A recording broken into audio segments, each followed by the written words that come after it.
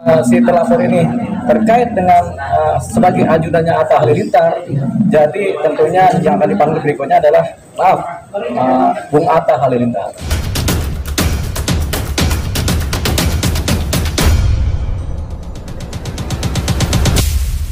Awal September ini, seorang pria berbadan tegap yang merupakan bodyguard Atta Halilintar terekam memberikan ancaman wartawan. Dalam ancamannya, dia menyebut akan menculik wartawan apabila wajahnya muncul di TV. Setelah Atta Halilintar dan bodyguard tersebut minta maaf, kasus ini terus berlanjut di kepolisian. Kasus dugaan pengancaman ini sudah tercatat dalam laporan polisi. Bodyguard Atta Halilintar dijerat dengan pasal 336 ayat 1 KUHP dan atau pasal 18 Undang-Undang Pers. Update dari kasus ini, pada Kamis 19 September 2024, 3 wartawan menjalani pemeriksaan di Polres Metro Jakarta Selatan. Ketiganya berasal dari Aliansi Jurnalis Video, AJV, yang mengklaim diri sebagai korban dugaan pengancaman bodyguard Atta Halilintar. Pemeriksaan ini didampingi kuasa hukum Deoli Payumara. Deoli Payumara ditemui setelah pemeriksaan memberikan keterangan. Dia menyebut ketiga kliennya dapat sekitar 30 pertanyaan dari pihak kepolisian, pertanyaan terkait kejadian, hingga dugaan ancaman yang mereka alami dari bodyguard Atta Halilintar. Agenda hari ini hari Kamis 19 September tahun 2024. Jadi kami mendampingi teman-teman jurnalis, khususnya jurnalis video yang kemarin kena ancaman dari ajudannya Atta Halilintar ya. Jadi mereka ada 4 jurnalis di BAP. Jadi semuanya baik pelapor sebagai korban maupun saksi korban yang lain, mereka ada 4 semua di BAP. Jadi sudah selesai BAP-nya dengan pertanyaan yang variatif, tapi intinya sama, bahwasanya mereka menjadi korban dari ancaman dari ajudannya Atta Halilintar. Begitu.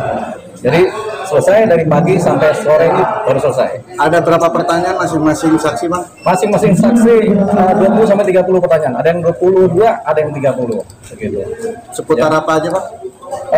Seputar mengenai tempat kejadian perkaranya, kejadiannya, kemudian bagaimana mengancamnya, kemudian apakah merasa terancam, kemudian apakah merasa terganggu, apakah merasa bekerja sebagai pers kemudian dibatasi, itu pertanyaan. Begitu. Mungkin ada bukti yang tambahan, Bang? Nah, buktinya pertama saksi ya, karena saksinya ada 4 nih langsung nih, jadi clear kesaksiannya, kemudian ditambah bukti video kejadian terjadinya pengancaman. Jadi sudah kita sampaikan dalam bentuk flash disk, sudah disampaikan ke ini. Nah, jadi kemudian setelah di sini di BAP tentunya ada yang namanya meminta keterangan dari pihak sebelah. Pihak sebelah ini adalah si pengancam, si terlapor ini. Tapi sebelum sampai ke situ kan, ini kan kita belum tahu secara detail siapa sih si pengancam ini. Apakah seseorang pribadi swasta, apakah pribadi dari pejabat negara, kita belum tahu si pengancam ini. Makanya harus dicari ke sana. Namanya pun kita belum tahu. Jadi untuk sampai ke sana tentunya karena si terlapor ini terkait dengan sebagai ajudannya Atta Halilintar. Jadi tentunya yang akan dipanggil berikutnya adalah Bung Atta Halilintar. Untuk dipanggil, dimintai keterangan tentunya sebagai saksi, apakah benar ini ajudannya? Begitu. Karena nggak mungkin tiba-tiba turun tanpa terkait gitu. Jadi banyak orang tahu juga memang beliau adalah ajudannya Atta Halilintar. Jadi tentunya ke Atta dulu, baru dipertanyakan ini siapa nih, apakah ajudannya, apa benar apa tidak, namanya siapa, nama lengkapnya. Nah, jadi terlapor ini bisa terakhir begitu. Mungkin sudah ada ini, Bang, bocoran jadwal untuk dipertemukan antara si pelapor dan terlapor, Bang? Ada jadwal pertemuan pelapor dan pelapor. Ini kan pengancaman ya, pengancaman dan ini bukan persoalan cyber ya, yang ada kemudian mediasi ya. Jadi karena ini adalah tindak pidana publik murni, kemudian pengancaman murni, memang ada aduannya, tapi ada juga undang-undang pers yang dilanggar. Ini yang publiknya adalah undang-undang pers ini. Jadi kita kemungkinan tidak ada mediasi sih, tidak ada pertemuan mediasi. Jadi karena ini tindak pidana publik murni ya. Publiknya ada di undang-undang pers, pengancamannya adalah delik aduan. gitu. Tapi karena ada publik bodinya ya sudahlah. Tampaknya tidak ada mediasi, jadi prosesnya berjalan continuous terus. Gitu. Bang, berarti setelah pelaporan kemarin itu tidak ada etikat baik sejauh ini bang ya dari pihak Halilintar atau dari ajudan itu? Tidak ada. Tapi memang ada cerita di mana terlapor kemudian minta maaf secara mandiri ya, secara mandiri ke medsos ya. Tapi itu kan permintaan maafnya juga ya begini.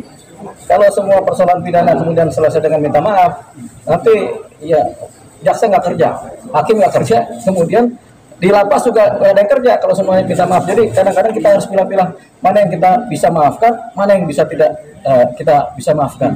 Tapi pada prinsipnya kalau ada orang minta maaf kan kita pasti memaafkan ya. Tapi kata Mahfud MD, kadang hukum harus jalan terus. Gitu. Jadi memang hukum harus jalan terus ini. Bang, prosedur hukumnya seperti apa ketika ini?